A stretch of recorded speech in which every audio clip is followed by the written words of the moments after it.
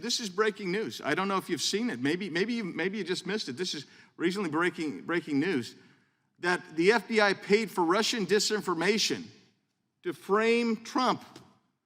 That's all over the news. That just came out 2 or 3 days ago during his campaign. They weaponized the federal police bureaucracy in order to go after a political opponent. Time for some action.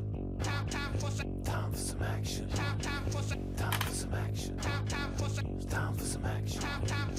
Time for some action. Time for some action. Time for some action. Time for some action. Time for some action. Time for some action. Time for some action.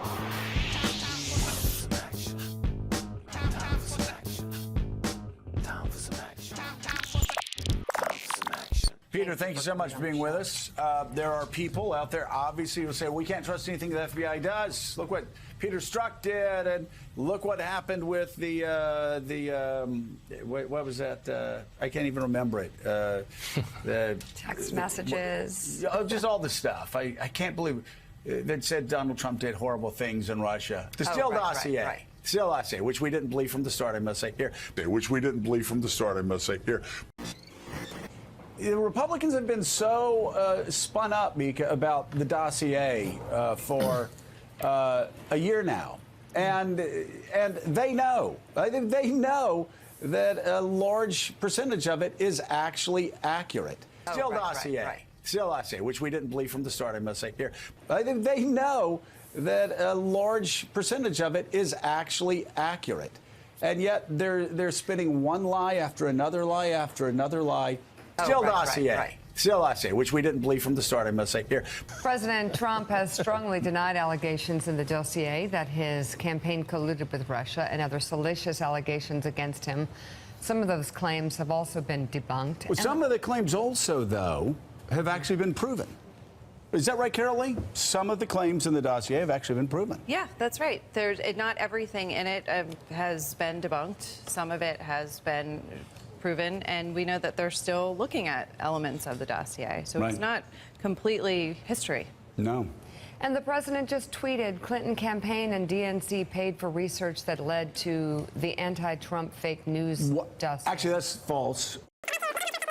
Clinton campaign and DNC paid for research that led to the anti-Trump fake news dossier. Actually, that's false. Tonight, the Washington Post first reporting tonight, Fox News confirming the Clinton and the DNC.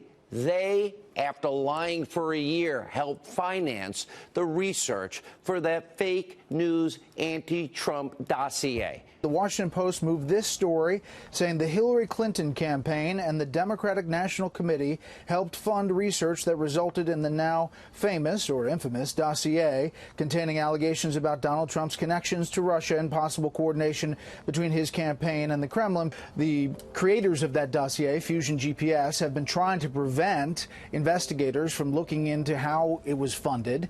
It turns out that the Clinton campaign was doing what it accused the Trump campaign of doing, wittingly or unwittingly working with Russians to undermine the 2016 election or to affect the 2016 election. A foreign spy was actually paying Kremlin operatives and other people for information or what turned out to be disinformation about Donald Trump.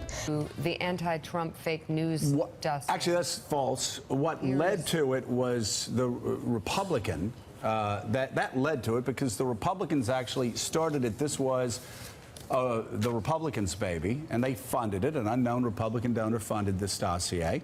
And then, after Donald Trump won the nomination, Democrats picked it up. The whole idea that Republicans started this dossier, we have absolutely no evidence of that. Republicans did not start the dossier as far as we can tell. You know, one of the things that really surprised me, I was trying to figure out, so did he tell the truth, or is he part of some conspiracy to work with Hillary Clinton to bring, you know, Trump down? And the truth, he's really kind of a whistleblower who totally believed what he was saying, and he kept trying to get people, he was saying, the Russians are coming, the Russians are coming. And contrary to the conspiracy theories, mostly no one listened. Jane Mayer at The New Yorker, she was one of the leaders in defending the dossier, making it seem credible. She went on all the other networks and she wrote 15,000-word articles for her very sophisticated readership at The New Yorker. It reads like a farce. I read it last night. Go read about all the defense of the dossier, how credible Christopher Steele was, how he was highly respected, all of the sourcing inside the government at the time backing him up. I mean, really, Jane Mayer at The New Yorker deserves special attention for what she did to this country for 2 years, peddling a lie that there was Russian collusion. In the meantime, since he first started talking about this, so much of what he has suggested had happened has happened. Isn't it true? I know. I mean, piece by piece, it's falling into place. And still, I say, which we didn't believe from the start, I must say here. It's not just we who feel this, but the intelligence community is saying it. So there are 3 top former intelligence people in this piece on the record saying so much of it is it's looking stronger and truer by the day. The Clinton campaign has been fined $8,000, and the DNC slapped with a $105,000 penalty. This was a dossier full of lies that the FBI used to spy on a member of the Trump campaign leading up to the election. The other thing that is in here is there's a scene where Obama's briefed on this, and Comey, for the first time, is revealed to say that this man is someone who we consider reliable. We know his sources and sub-sources. We think they're reliable. Wow. And his findings are consistent with what we see. So you could argue almost if there was any Russian collusion in 2016, it wasn't from the Trump camp. It looks like it was from the Clinton camp to engineer this elaborate story to really undermine a US president. The former Director of National Intelligence, John Radcliffe, sees the latest developments as vindication of his work. We had specific intelligence that Hillary Clinton was creating a plan to vilify Donald Trump, to falsely accuse him of ties to Russia. And the intelligence community and the FBI knew this. And President Obama, Vice President Biden were briefed by John Brennan and James Clapper and Jim Comey in early August of 2016. And John Solomon's earlier point was right. It all should have stopped at that point. Everything related to the Steele dossier was known to be untrue, but yet it was the predicate for moving forward with an unjust, unfair, and ultimately now everyone accepts a criminally negligent investigation against the Trump campaign. He explained how all the evidence pointed to the opposite of what was being pushed in the political and media world. But he did tell the FBI right away, I think this is probably political, this is coming out of political, my client is probably political, he said. But he wasn't going to change it. It was so not in his interest to slant it, because he's in business trying to sell the excellence of his reporting.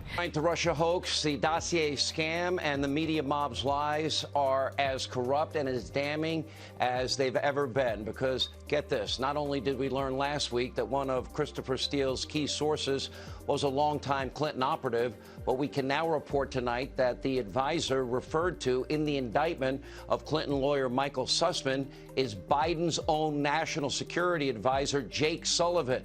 So you got Clinton, Biden, Obama, the rest of the deep state cabal. They're now firmly implicated in what is the biggest abuse of power corruption scandal in our country's history. That Russian dossier that Hillary paid for, full of lies and misinformation and propaganda coordinated by a partisan Clinton supporter. It's a hit job. It's bought and paid for by the Clinton campaign and the DNC.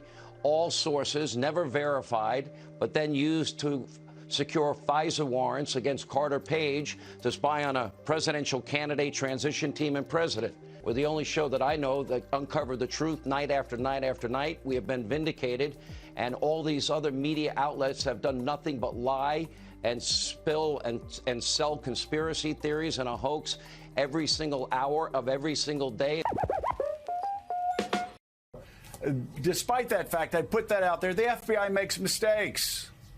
The church makes mistakes. People make mistakes. They screw up. Should this be any reason for Americans not trust that what the FBI and the DOJ are doing now is in pursuit of protecting classified documents?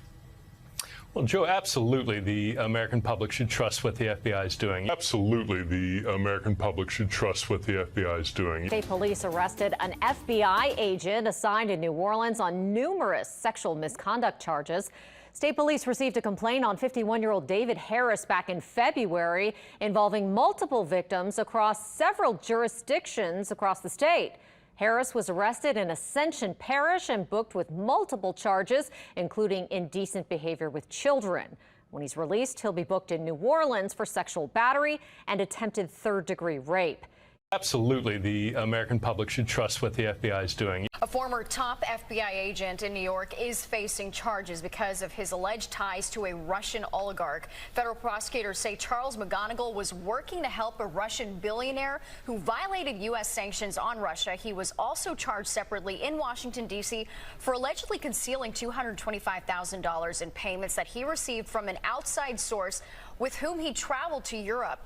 When did the FBI decide to start working with the Clinton campaign to take down her political enemy? Absolutely the American public should trust what the FBI is doing. An FBI agent who became the very thing he was hunting, a drug offender. The answer to what happened is in these evidence photos obtained by the Washington Post. Empty heroin baggies in his FBI vehicle. Evidence from cases he'd been working. Absolutely the American public should trust what the FBI is doing. Elsewhere, an FBI agent who sent anti-Trump texts fired today. Peter Strzok was a lead investigator in the Russia probe before those texts surfaced. His attorney says the texts were reviewed internally and that the FBI Office of Professional Responsibility only recommended a suspension and demotion.